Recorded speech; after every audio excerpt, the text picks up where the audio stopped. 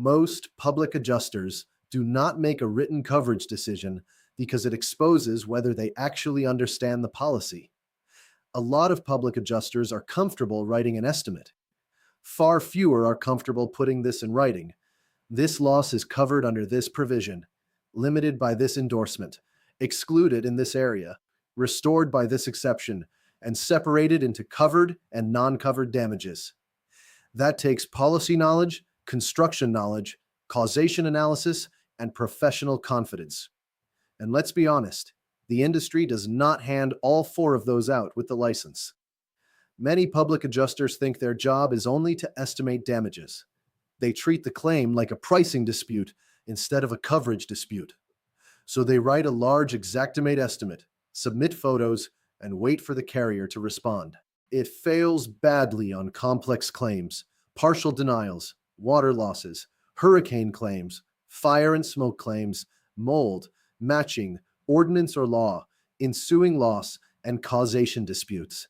Another reason is fear of practicing law. Public adjusters cannot act as attorneys. That is true. But there is a major difference between giving a legal opinion and applying the insurance policy as part of claim adjustment. A public adjuster should not say, "This is my binding legal opinion." But a competent public adjuster can say, "Based on our inspection, documentation, estimate, and review of the policy provisions available to us, our claim adjustment position is that the following damages fall within coverage, subject to all applicable policy terms, limits, deductibles, and carrier verification." That is not pretending to be a judge. That is doing claim work with adult supervision.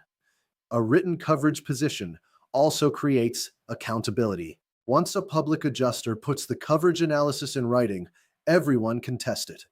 The carrier can challenge it. The attorney can review it. The client can understand it. The claim file now has a clear professional position. That scares adjusters who are used to staying vague. Vague is comfortable.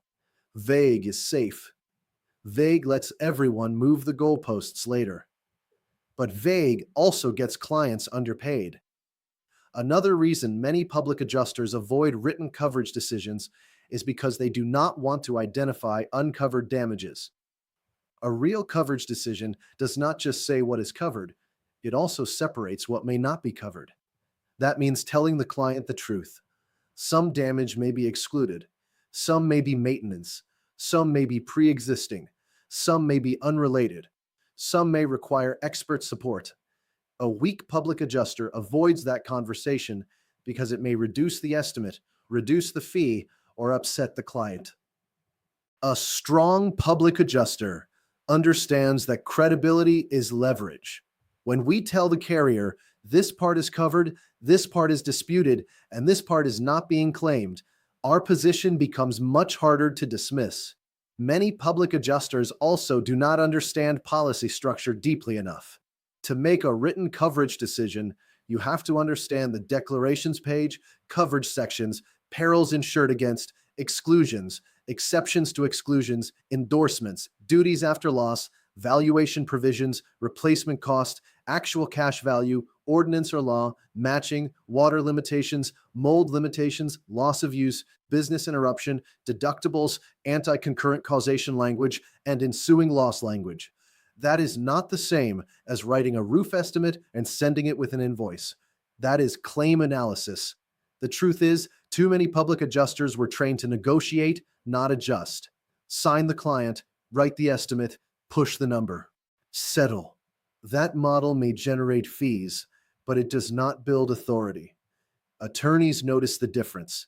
Carriers notice the difference. Good contractors notice the difference. When NAPAICC started providing written coverage determinations, attorneys were impressed because most public adjuster files they receive are just estimates, photos, and frustration. A written coverage position gives the attorney a roadmap. It explains the cause of loss. It identifies the covered damage. It connects the damages to the policy. It separates disputed issues. It shows what the carrier missed. It identifies what needs expert support. And it helps move the claim toward resolution instead of confusion. Most public adjusters also do not want to be wrong. That is understandable. Nobody wants to put a position in writing and later discover the policy says something different. But the solution is not silence. The solution is better policy review, better documentation, better wording, and better disclaimers.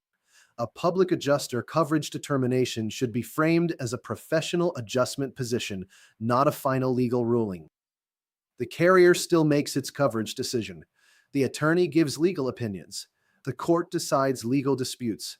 But the public adjuster can and should present a professional claim coverage analysis based on the policy, facts, damages, causation, and scope. That is the missing middle of the industry.